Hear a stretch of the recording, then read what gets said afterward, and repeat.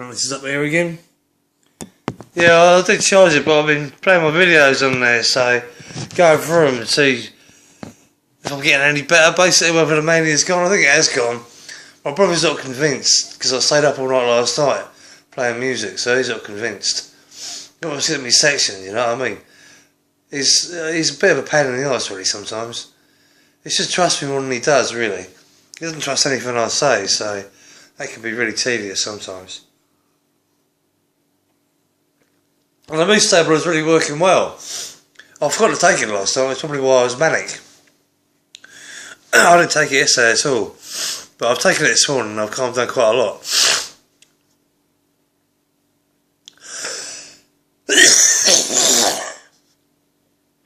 I went the wrong way. Oh dear, I've got my Diet Coke anyway, yeah. That's chilling me out. I know caffeine's supposed to buzz you up, but I don't know what's in there, whether it's aspartame, but I find it a relaxant. It helps me relax. I drink gallons of it. I'm drinking it slower now, but I used to drink 12 litres a day in hospital, and all my mates used to drink Diet Coke. So me and John, we were off the beer for about 2 years, and that's a big achievement for us, because we both drink like a fish. So anyway, yeah, we were both drinking Diet Coke till it came out of our ears. And Simon Green, he used to drink quite a lot of it as well. So we all drank it really, gallons of it, literally. I used to get it from the wholesalers in the end. I was getting through so much. But even the caffeine free gave me a hit, which is really weird. I could drink the caffeine free without any problems. But they don't do it anymore, I've not seen it for ages. Mind you, I haven't been shopping for years, so I wouldn't know. My wife used to do all the shopping for me when I was depressed. I used to go with her sometimes, not very often. My brother used to come up and go with her shopping. My brother used to go shopping in Sainsbury's for my bits and pieces when I was in hospital. I was eating bananas, cereal bars, drinking loads of Coke, lemon flavoured water, lemon flavoured Coke, caffeine free Coke, cereal bars, Dorito crisps, fags. It was getting quite expensive. She went to a loan company, one of these loan shop, not loan shop, what do you call them? One of these payday loan companies to borrow 50 quid to buy me some shopping once, and they turned her down. 50 quid, can you believe it? I can believe it. 50 quid, her credit rate is really bad though. She's terrible with money. That's why we had so many arguments in the past, but in the end, I was so depressed, I just let her take over. But she got through to the money. I said, oh, bloody hell, did she ever? Good dear. Just had a phone call from my aunt. She was inquiring about my brother, how he is. He's supposed to go for a heart scan last week, but it was late in the afternoon and he fancied a drink. It was quite a warm day. So we went over to the pub with his mate Helen. She was a bit worried about this. She texted me this morning. She borrowed 30 quid off me, but I gave her 20 in the end. She'll probably borrow another tenner tomorrow. I haven't got a lot of money left, so I can't really afford to lend it to her, but I always get it back. She pays me back on Friday, I think. So I haven't got to wait very long. But she's on universal credit, which means she's got to pay a rent out of her benefits. She gets it all in one lump. But luckily, even though she's an alcoholic, she's pretty strict with money. She had an addiction to Betfair years ago, quite a few years ago now, but she won quite a lot of money. Most she ever won, she got it up from gyro money up to £54,000. £54,000 from a gyro over the space of like 6 months. It's unbelievable. She bought a car, she bought a new bed, she bought loads of stuff, computer, phone, the whole lot. And then she started losing, so she went to the bank, even though she was on benefits, made out she was an internet trader, yeah? And they looked at her bank statements, and obviously she had proof that she made the money, and borrowed £30,000 from them. Never paid it back. How can they lend somebody £30,000 who's on benefit? That's ridiculous. And she blew that as well, but she's never paid it back. They've written it off now, I think. It's more than 6 years ago. They still hassle her now and again, but they can't do anything about it. She hasn't got the money. She's on universal credit. She's on the sick now for, well, she talks to herself sometimes when she gets a bit drunk, and she's got a bad back, and she's got tinnitus, and she had a brain infection years ago, and it's affected her balance a little bit, so she can't really work. She tries working though, she's always tried to work. I can't make it out. She got on sick years ago, because you have to do 35 hours a week job search. That's like a full-time job. How can you do 35 hours a week job search? That's ridiculous. Luckily, I'm on DLA, so I don't have to, but sooner or later I'm going to get transferred to PIP, so I might lose it. Because I don't believe bipolar is a legitimate illness for claiming PIPs, I don't think. Because you can look after, well, you can't look after yourself when you're depressed. When you're manic, you've got all these things buzzing around your head, you can do things, you do everything for yourself. But when you're depressed, you don't do nothing. Just lay in bed all day. It's tedious, really. I can't believe I laid in bed so long. I wasted my life, really. 7 years I've been depressed. That's the longest I've ever been depressed. Normally, I'm manic every year. I was manic every year from 2005 to 2010. Every year I got sectioned. I went from 2002 to 2005 depressed. Well, functioning alright, actually, saying that. I was pretty normal back then, between 2002 and 2005. Then I got drunk one night, played the music too loud, had a big dispute with the neighbours, and he came to my back door. He threw a hanging basket at my front door to begin with. They were really rough. They complained about wind chimes, the waterfall, any sound that was being made, they complained about. Normally, wind chimes and a waterfall are supposed to be relaxing. You think they'd like it, but no, they had the right on about it. They called the police in the end because the waterfall was too loud.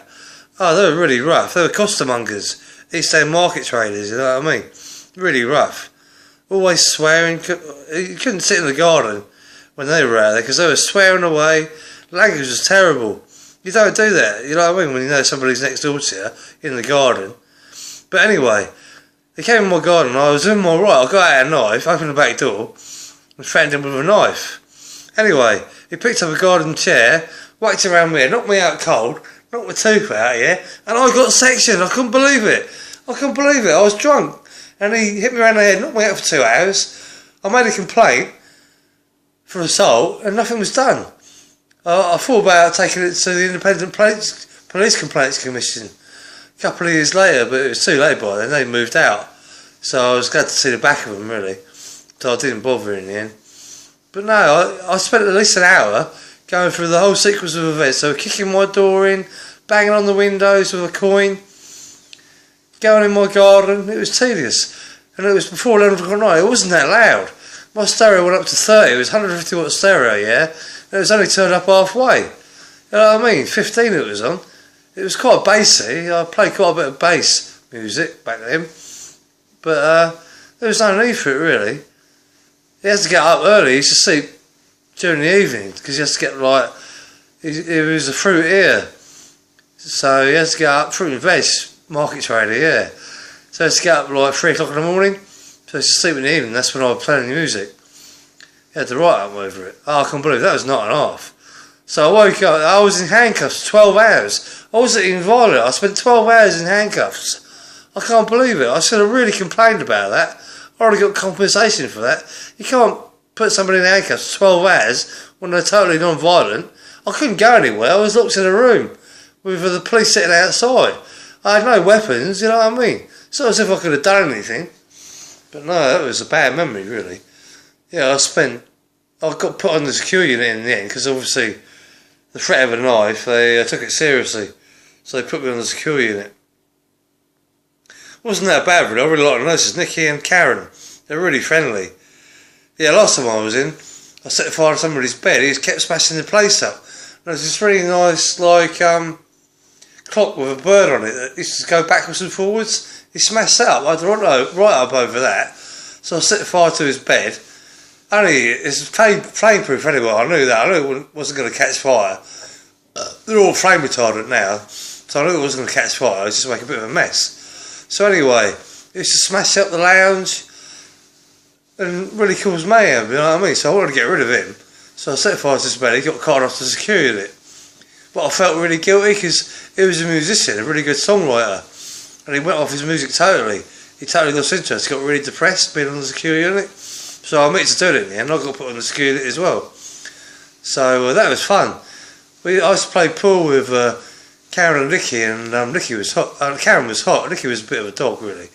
But she was friendly, you know what I mean? She was a really good nurse. Karen was alright. She was beautiful, Karen was. But she was married. I think she had a soft spot for me, though. We used to flirt quite a lot, really. Me and Karen, yeah. She was alright. She had dark hair, really fit body, you know what I mean? like really well toned. I don't know if she ever works out, but you could tell she was really fit anyway. You wouldn't mess with her, I tell you, I wouldn't want to get on the wrong side of her because she could handle herself, I reckon. If the worst came to the worst. Yeah, so I was saying, yeah, my heart phoned up, she's 85, still fit as a fiddle. 85, she used to weigh like 28 stone, so I'm surprised she survived really for so long, but she lost a lot of weight. So her blood pressure's a bit high, but on the whole, she's really healthy. 85, can't believe it. She's still about. She was 5 years older than my dad. Or younger. Older, yeah. Dad was younger, he was 7, yeah. There was 25 years difference between the oldest and the youngest, which is like a lifetime, really. Yeah, so my nan had her first baby at 18, and her last baby at 43, which was Dad. But she committed suicide when Dad was 6, so he had quite a tough life, really. But I suppose his siblings looked after him, really.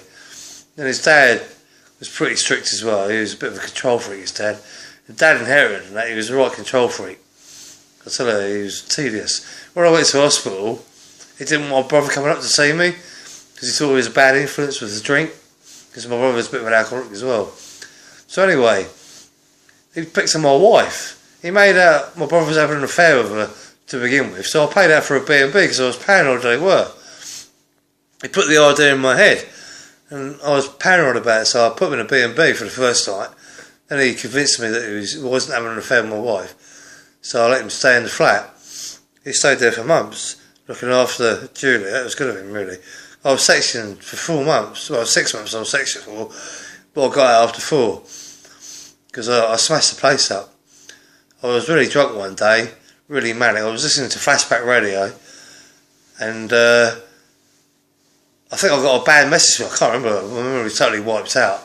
But anyway, I threw the fish freezer through the window, smashed all the windows, smashed all the kitchen up, broke the fish tank, let the birds escape. They managed to capture the birds. I went in the garden, but they couldn't really fly because I used to be in a cage. I don't know. I was off my head. That was really cool of me, really. And the fish, I only had one fish, a little baby one, but I smashed the fish tank up and he died. I feel really guilty about that. Luckily we got the birds back, luckily. But we had loads of cats at the time, so they could have been killed. It's really dodgy. So anyway, but there was plenty of warning signs. I went to a psychiatrist and the social worker out about a week beforehand, and the place was a tip. There was paper all over the place. I threatened to set fire to it because the bills were getting on top of me. Jilly was really bad with money, so that was getting on top of me. And I was getting really stressed out about it. It wasn't her fault, really. It's the bank's fault. Just get paid by cheque, yeah? Just to bank it and write all her cheques for her bills out on the same day. But the thing is, the bills she wrote on for all her bills cleared in 3 days, yeah?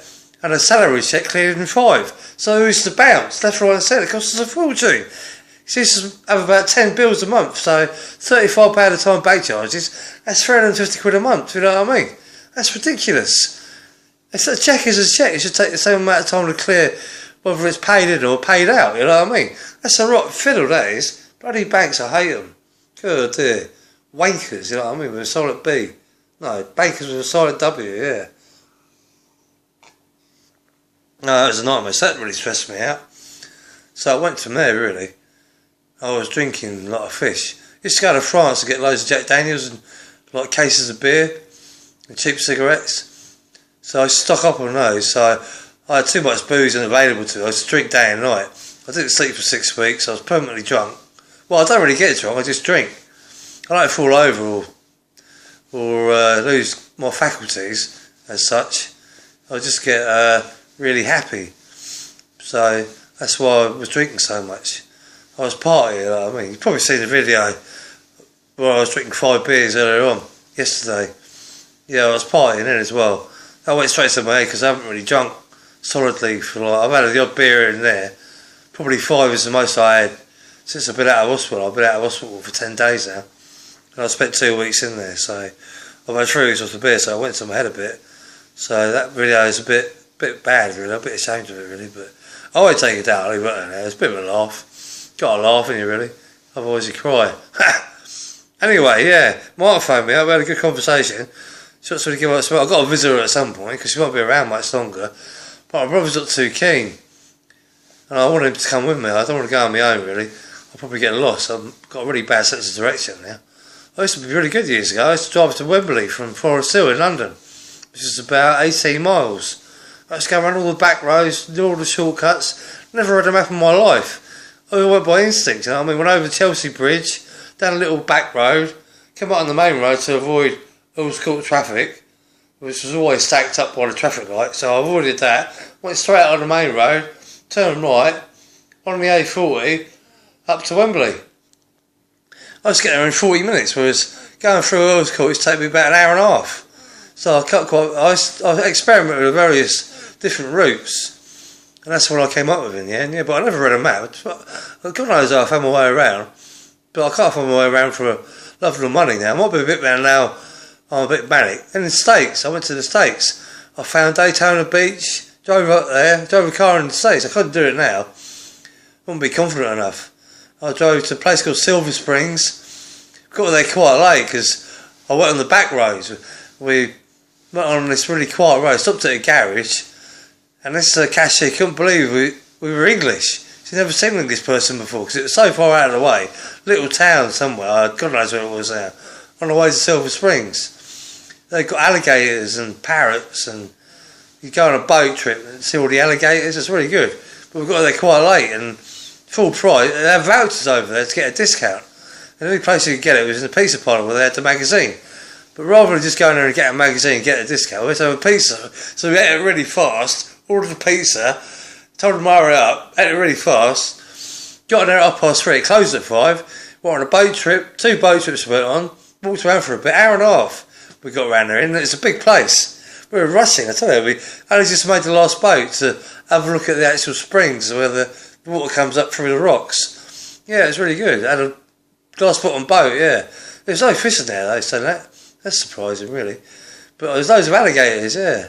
It was a good holiday. I found Universal Studios as well. I don't know how I did that. I just go all over the place. I don't go anywhere now. I can't drive because of my fits and my bipolar. But other than that, I used to find places really easily. Never read a map, but never read a map. I read a map to go to Silver Springs, but Daytona Beach and Universal Studios. Universal Studios is quite local to where we were staying. But but we were skint. I had to cancel all my direct debits, but we had the mortgage coming out of the same account as the bank account nationwide, and they wouldn't let us cancel the direct debit for the mortgage, which is wrong really, because we would have been stranded, you know what I mean, if it hadn't been for going to Ohio, meeting Julie's nan and getting some money off of her that we borrowed to pay for the flights back, because we got really cheap flights, got a really good deal. But coming back, booking it at the last minute, the price jumps up. I would have thought it'd be the other way around. I thought last minute flights would be cheaper, but it's the other way around. So anyway, we had to borrow $200 off her aunt. I wasn't impressed with that. And it was like triple the fare. It was ridiculous. What a rip-off. Triple the fare. We paid $160 going from Florida to Ohio via Atlanta and Dayton. We flew to Dayton from Atlanta. We had to go to Columbus going back because that was the cheapest option. It was really a rip-off. We got a good deal going out, but coming back it was a rip-off. So we couldn't afford that. We borrowed as little money as we possibly could. We stayed there for 10 days because we were so scared. We planned to go to New York, but Julie was terrible with money. We saved up and it just went. Went on the wedding mainly. We only had £3,500 total budget. That was to get married, pay for the drinks, pay for the catering. I think it paid for the honeymoon as well out of that. We did really well. But it's a fuel strike when we got married, so everyone was running around on empty in their cars, even me.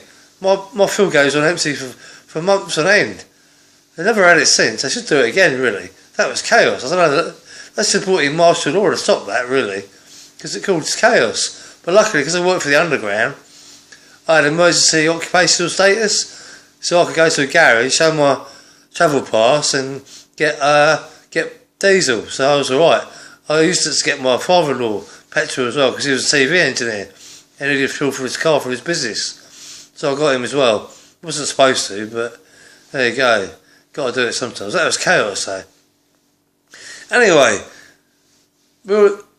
Julie's mum knew a friend, they were Scottish, yeah, and they offered to do the catering. It was a disaster, my wedding. Everything that could go wrong went wrong on that day, apart from marrying the best girl I've met in my life. That was the only good thing about it, really. But I was stressed out. I didn't know what was going on. I just wanted to get drunk and forget about the whole day, really, because everything went wrong. Anyway, the caterers, I was waiting at the bar. I walked off to invite people up to the bar for a drink, to get the drinks in, yeah, before we got too busy. And the caterers went in front of me. The bride and groom to go first for a drink. The bloody caterers, they went through the whole bar tab. It was just like £500. They got through in like 2 hours. There was about 6 of them. The food was alright, it wasn't brilliant, but it was quite impressive for who they were, really. They were alcoholics, they were all paralytic. They didn't even cut the wedding cake, you know. We had these 3 wedding cakes, like a traditional wedding cake, and 2 sponges for the kids. Chocolate and fruit for the kids. I never even bothered cutting up. We had coffee cups that we had to drive out to the middle of nowhere to collect all the cutlery we hired, yeah. I never even made the coffee. And it went out, it wasn't that cheap really, it was about 650 quid for the catering. And the wedding cakes were a total waste of money because they never got eaten.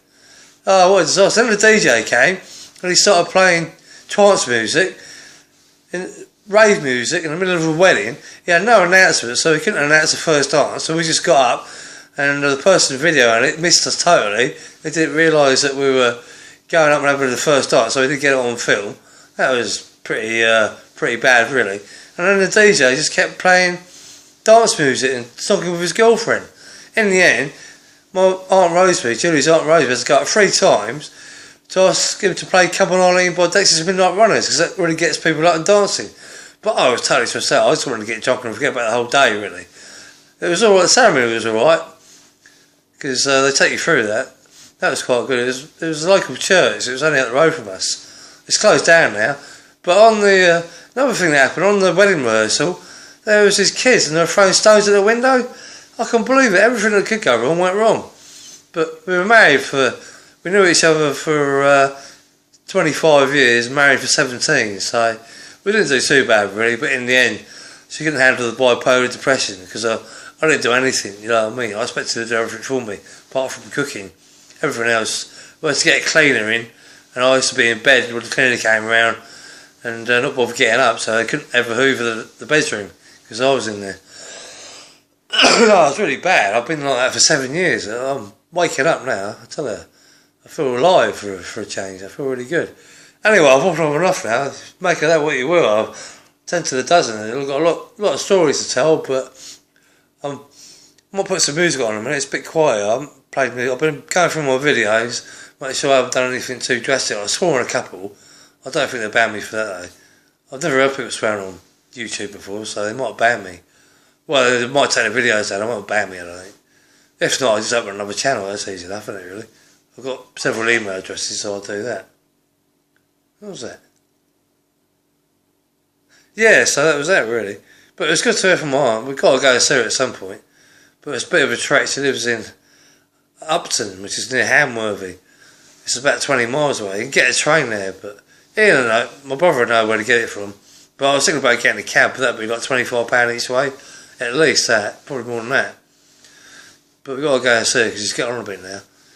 And she's a carbon copy of the old man with money and being tight, you know what I mean? She used to think when you phone her on a mobile phone, yeah, she was getting charged.